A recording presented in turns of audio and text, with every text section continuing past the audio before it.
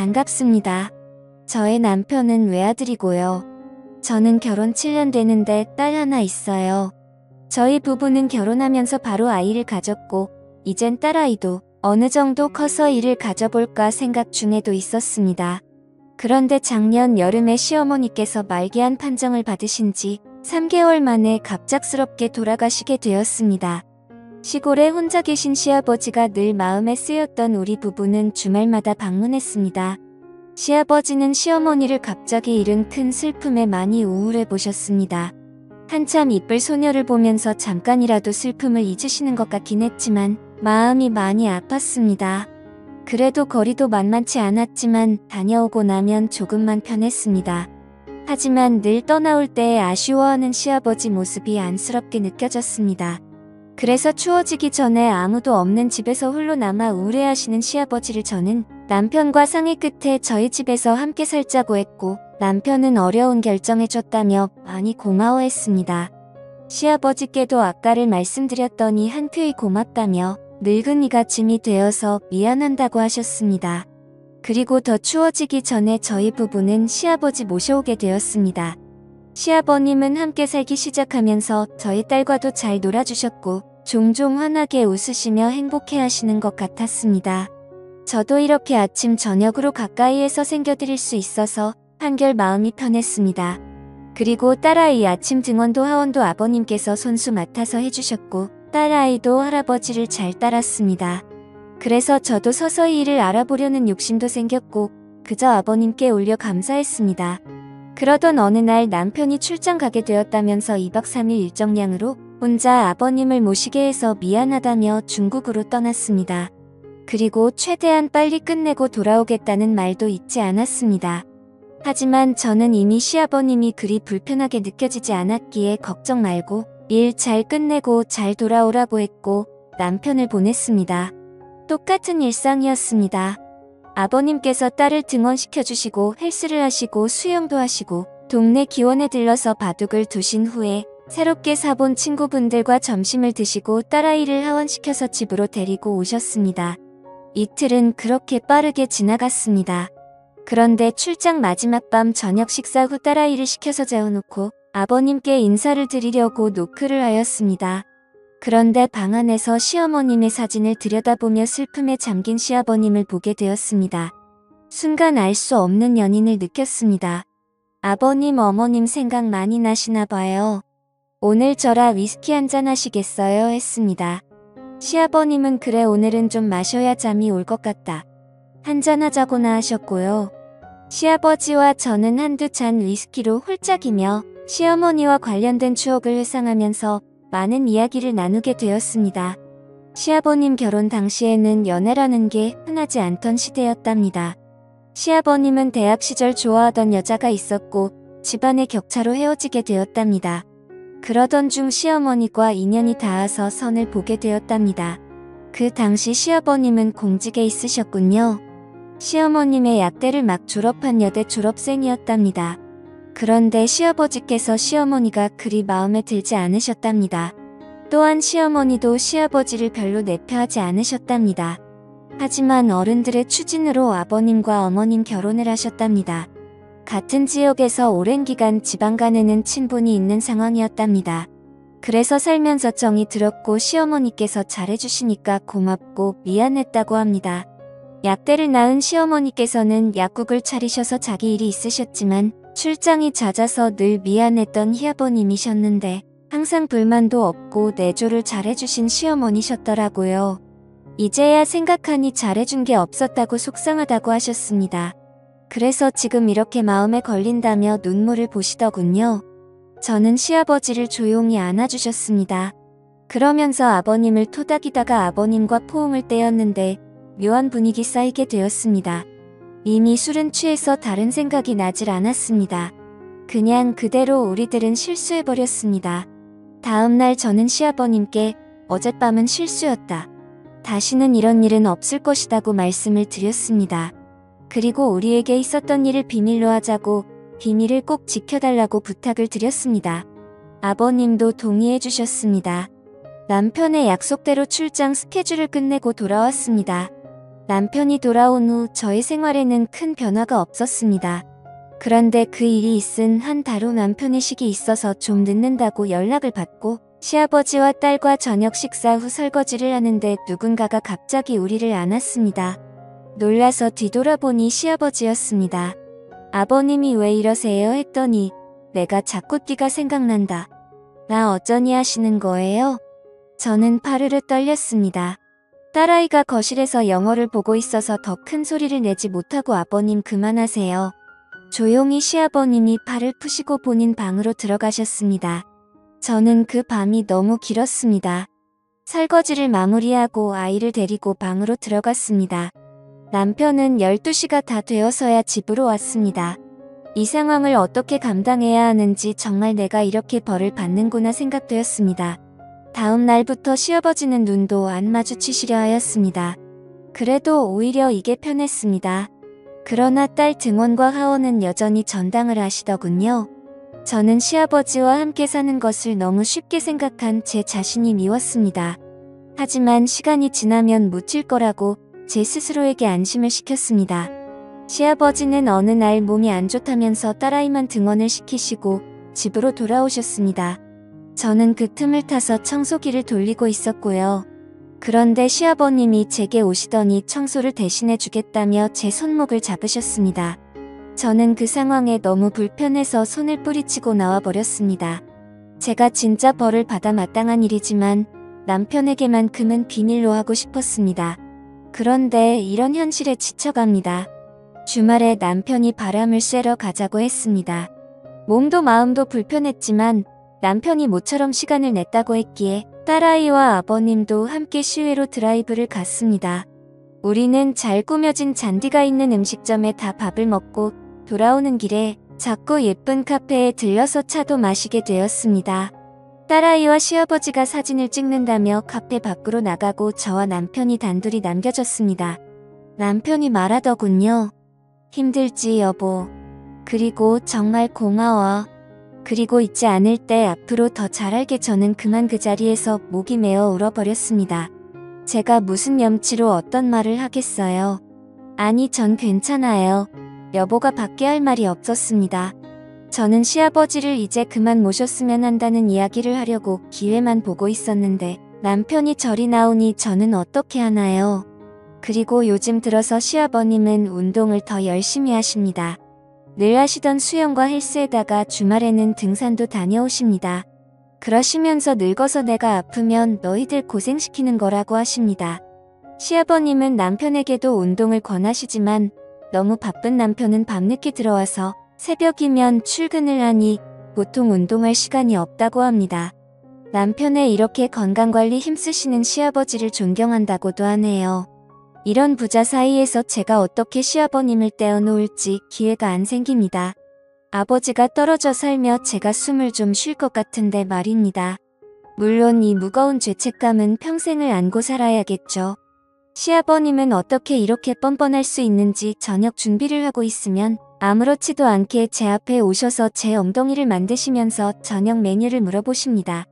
딸아이는 제가 소리 지르면 드릴 만한 공간에 함께 있는데 시아버님이 원하지 않는 스킨십은 계속됩니다. 저는 남편과 이혼하고 싶지 않습니다. 그런데 이대로라면 말을 해야 하고 같은데 남편에게 말하면 믿어줄지도 의문이고 막상 이 일로 이혼을 하게 되면 우리 딸아이는 어떻게 될지 정말 힘이 듭니다. 제가 어떻게 하면 시아버지로부터 벗어날 수 있을까요? 너무 양심 없는 거 알지만 가정도 지키고 싶습니다. 그런데 방법이 없습니다. 도와주세요. 다음 사연입니다. 안녕하세요. 40살 결혼 12년 차이고 초등학교 아들 하나 있는 엄마예요. 시어머니는 일 때문에 아들 하나만 낳은 저에게 몇 년째 계속 둘째를 낳으라고 매날 욕을 하셨습니다. 애 낳기 전에 아들거리셔서 떡두꺼비 같은 아들 낳아줬더니 하나는 외롭다며 둘째를 낳으라고 하시네요. 이 욕심이 있던 저는 사장을 말씀드려도 소용없어 심적으로 힘든 나머지 시댁에서 1시간 거리 떨어진 경기도 외곽으로 이사왔습니다.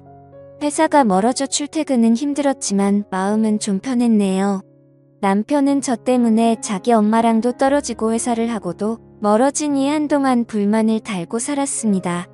그렇지만 아파트 대출이자도 적게 나가고 공기 좋고 자연 친화적인 곳에서 사니 바로 적응해 나가더라고요. 대신 한 가지 딱 거슬리는 부분은 해결될 기미가 안 보였습니다. 바로 옆집의 요란한 소음이었습니다. 이사 온 날부터 며칠 동안 계속 부부싸움 소리와 물건 부서지는 소리에 오는 소리에 밤에 잘 수 못해요.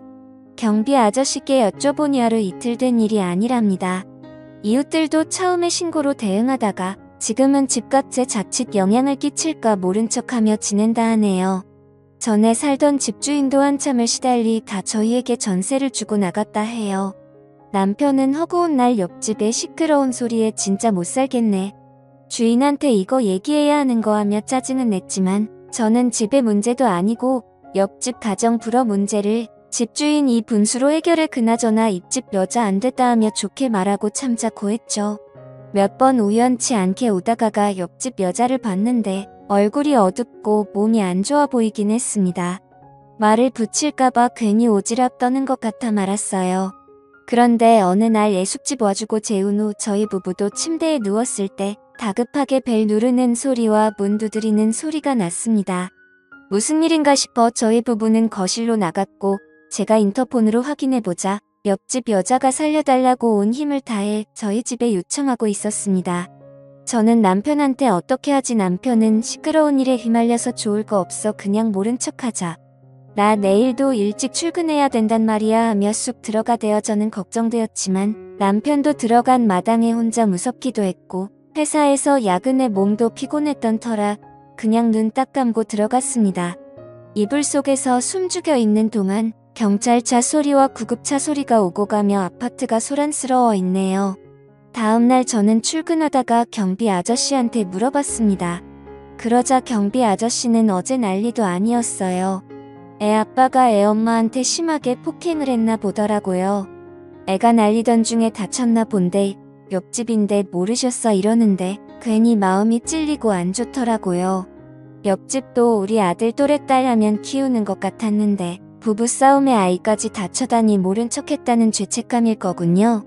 오다가가 옆집을 신경 썼지만 절간같이 한동안 조용했습니다. 일주일 정도 지났을 때 퇴근하고 집에 도착했는데 엘리베이터에서 옆집 여사장 딱 맞췄네요. 아마 그날 다친 듯 팔깁스를 하고 있더군요. 기분상이었던지 여자는 저를 노려보는 것 같았지만 제가 시선을 느끼고 마주보자 말을 걸었습니다. 얼마 전에 이사 오신 저희 이웃분 맞으시죠? 저번에 제가 문 두드리는 거 모르셨어요. 인사폰 받는 소리가 나서 도와주실 줄 알았거든요. 원망이 섞인 옆집 여자의 말을 전 무조건 놀랍과 자각됐습니다.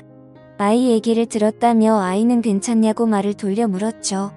옆집 여자는 유감스럽게 말했네요. 저울 막아주려다 머리를 좀 다쳐서 병원에 입원했어요. 못난 부모 만나 마음도 많이 갇힌 것 같아 정신과 치료도 같이 받기로 했네요. 입집 여자의 남편은 경찰에서 가정폭력 혐의로 접근 금지 명령을 받았지만 불안하기만 하다 하면서 눈시울을 붉히는데 같은 여자로서 마음이 짠하더군요. 여자 팔자 뒤움밭 팔자라고 남자 잘못 만나면 인생절이 꼬이니 제 처지와 비교되며 전 행복하다고 느꼈네요. 그런데 엘리베이터에서 내리자 시어머니가 문 앞에 계시더라고요. 어머니 어떻게 연락도 없이 오셨어요? 하니 시어머니 한숨을 길게 쉬며 다들 바쁜지 연락이 안 돼서 너희 퇴근 시간에 맞춰 무작정아 기다리고 있었다. 다음엔 집안에 들어와 있게 비번 좀 다오하며 요구하시더군요. 제가 일단 모른 척하며 들어가자 하지 옆집 여자가 말을 끼어들며 안녕하세요. 언니 시어머니신가 봐요. 저 옆집 살고 있거든요. 저희 집 늘 사람이 있으니까 벨 누르시고 저희 집에 계시다가 가세요. 라고 싹싹하게 되었는데 아니 언제 봤다고 제게 언니라고 하는지 당했네요. 저보다 어린 것 같긴 했는데 오늘 처음으로 말 섞어봤는데 언니 동생 할 사이는 아니지 않나요? 우리 며느리보다 젊어 보이는데 사람 참 살갑네. 혹시 저녁 밥 잡수셨어? 안 먹었음 반찬 넉넉하게 만들어 왔는데 같이 먹어요 하시는데 옆집 여자 기다렸다는 듯 덥석 감사하다고 말하며 저희 집으로 들어왔습니다. 얼마 안 가 남편도 도착했고 어머님과 옆집 여자를 보고 덩달아 당황했지만 내색 않고 다 같이 식사를 했습니다. 시어머니가 우연치 않게 옆집 여자 핸드폰 액정을 보고 딸이에요. 딸이 참 야무지게 생겼네. 요새 딸바 보는 말도 있다며 아들 녀석은 장가가면 소용없긴 하지 우리 애들도 딸 하나 더 있음 참 좋을 텐데 하며 저를 보시는데 간만에 아이 문제로 곤욕스럽게 만드시더군요. 그것도 옆집 녀석 앞에서요. 누가 엄마 바라기 아니랄까봐.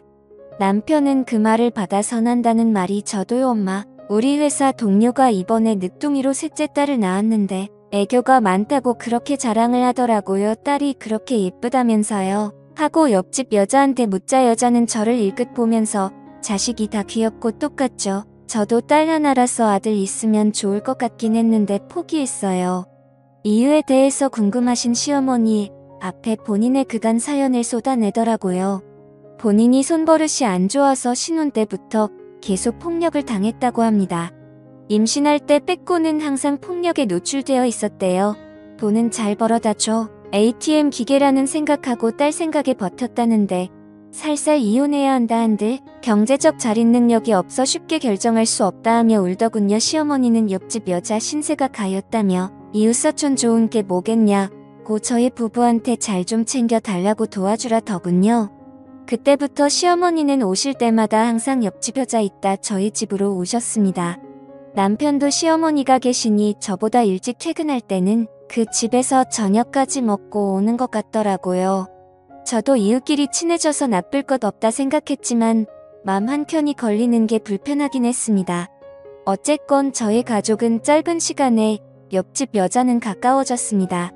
시어머니의 아바타인 남편은 어디 놀러갈 때나 외식을 하러 갈 때도 옆집 여자와 딸을 챙겼어요.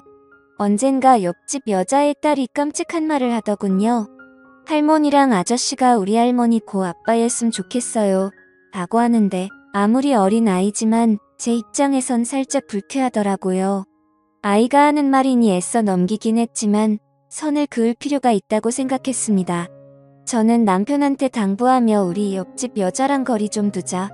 만난 지 얼마 안 되기도 했고 그녀에 대해 많이 아는 것도 아니잖아. 남편 그렇게 사람을 못 믿냐며 저보다 옆집 여자를 더 두둔하더라고요.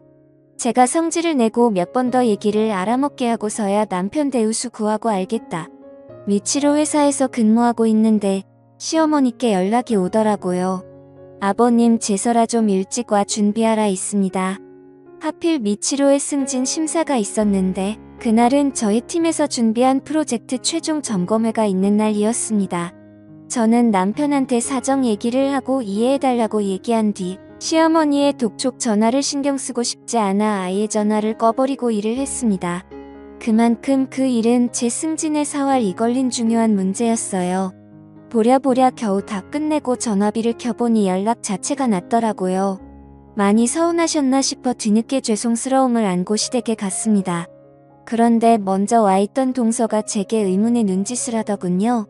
뭔가 했더니 어머 세상에 그 옆집 여자가 저희 시댁이까지 와서 오지라 벌크 제사 음식을 몽땅 준비했던 겁니다. 동사도 워킹맘이라 예정 시간보다 좀 늦게 왔는데 이미 그 여자가 와서 제사 준비를 다 끝낸 터였대요. 시어머니는 제사가 끝난 뒤 옆집 여자의 손을 잡으며 고마워하더군요. 아이고 오는 수고 많이 써요. 며느리 둘이는 것보다 애기 엄마가 훨씬 든든하네. 아들 하나만 더 있으면 며느리 맞은 딱인데 아까워 죽겠어라고 하니 옆집 여자가 한다는 말이 저 이제 남편이라고 완전 이혼했어요. 나중에 좋은 사람 있으심 소개시켜주세요. 어머니라고 말하자. 시어머니는 그런 쓰레기라 이유 잘했다고 얼른 좋은 사람을 알아봐야겠다며 오지랖을 띄셨네요. 저는 옆집 여자한테 저 대신 일해주느라 수고했다며 봉투를 내밀었지만 옆집 여자 이웃끼리 그런 거 받는 거 아니라고 하면서 대신 부탁이 하나 있다고 하더군요. 결혼하고 새 출발하고 싶은 마음에 실은 인테리어를 새로 하기로 해서 머물 곳이 필요해요. 인테리어 공사할 동안만 비용은 지불할 테니 언니 집에 좀 머무르면 안 나고 하는데 전 곤란해. 전 남편의 핑계로 못 들을 생각했지만 남편의 허락은 이미 맡았다면 선수를 치는 옆집 여자였네요. 전 좀 찝찝하긴 했지만 어차피 저랑 남편 낮에는 회사 간 이따 시간은 비어있을 테고 저희의 아이 어린이집에 맡기고 찾아오는데도 알아서 해준다 해서 마지못해 생각했습니다. 옆집 여자랑 동거를 시작한 처음은 생각보다 너무나 만족했어요. 각자의 아이들도 너무 잘 지냈고 제가 야근 있을 때면 애밥까지 다 챙겨주니 부담 없이 일에 몰두할 수 있었습니다. 집안일도 깔끔하게 잘하고 차라리 이참에 가서 도우미로 부탁 좀 해볼까 생각도 있어요. 전 덕분에 목표했던 승진을 하게 되었고 승진하자마자 외국에 출장을 일주일 정도 다녀오게 되었습니다. 뾰루퉁할 줄 알았던 남편은 의외로 밝은 기색으로 저한테 건강하게 잘 다녀오라 더군요. 옆집 여자도 아이 걱정 말고 잘 다녀오라고 하는데 이런 얘기 그 말이 왜 그토록 불안했던지 나중에서야 알게 되었습니다. 전 외국에서 회사에 대해 일절 마친 후 비행기 오버부킹으로 직항을 타게 되면서 예상 시간보다 일찍 한국으로 도착하게 되었어요. 손에는 연세점에서 산 남편과 옆집 여아이들 선물이 치워져 있었습니다. 집에 도어락을 여의 신발장 앞에 여자 슬리퍼 한 켤레 있더군요. 그때 새벽 5시였는데 어째서 제 것이 아닌 여자 슬리퍼가 거기 있었던 걸까요? 이상하게 집의 공기마저 묘하게 달라짐을 느꼈습니다. 고마움에 진득 사온 선물이 무색해지며 전 천천히 제 방으로 문을 열었고 그 앞에서 믿지 못할 일을 보고야 말았습니다. 둘이 내 방에서 뭐하는 하며 기막힌 소리를 질렀는데 저희 부부 침대, 남편과 옆집 여가 같이 누워있는 게 아니겠어요. 제가 예상보다 일찍 도착해 미처 파악을 못했던 거죠. 전 치솟는 분노에 두 연놈을 때려잡기 위해 옆집 여 머리채를 잡아 끌어당겼습니다. 여자의 악한은 외마디 비명이 들리기도 전에 남편이 옆집 여자를 보호하며 절 밀치더군요. 이게 무슨 짓거리야 얘기를 하면 될 것이지 다짜고짜 왜 폭력부터 휘둘러 하는데 전 비참한 얼굴로 남편의 뺨을 주먹으로 날려 울부었습니다. 어떻게 날 두고 이럴 수가 있어 니들이 사람이야 새끼를 한 집에 있는데 부끄럽지도 않아 하니 남편은 옆집 여자를 자기 뒤에 김추매이게 하더군요. 미안하긴 한데 기왕 이렇게 된 거 부끄럽지 않기에 나 이 여자는 잘 살아보고 싶어. 당신은 어차피 가족보다 일이 더 소중한 여자야. 당신은 그렇게 좋아하는 일 평생 하면서 살아라. 나도 우리 태어날 아이 재롱 좀 보면서 가족 행복 느낌이라 더 살게 하며 옆집 여자가 임신했다. 벌써 2개월 되었다는데 저는 그대로 주저앉고 말았습니다. 도대체 언제부터 그런 사이냐고 걱정이 무너져 울었더니 그건 이제 와서 알 필요 없다면 무조건 이혼하자 합니다. 옆집 여자는 뻔뻔스럽게 입을 놀리더군요. 언니가 싫어하시는 제사나 집안에 아이 낳는 것까지 제가 책임질 테니 언니가 가정 그냥 쳐주시고 원하는 것 찾아가세요 라고 하는데 저 부려 같은 년을 잡아서 치기 위해 덤벼들었으나 남편의 제지에다가 떨어져 한없이 울기만 했습니다. 나중에 알고 보니 옆집 년은 예전에 자기가 도와달라 배를 눌렀을 때 제가 자기와 딸을 모른 척한 것에 대해 앙심을 품고 있더라고요. 남편이 중간에서 무슨 말을 했던 모양입니다.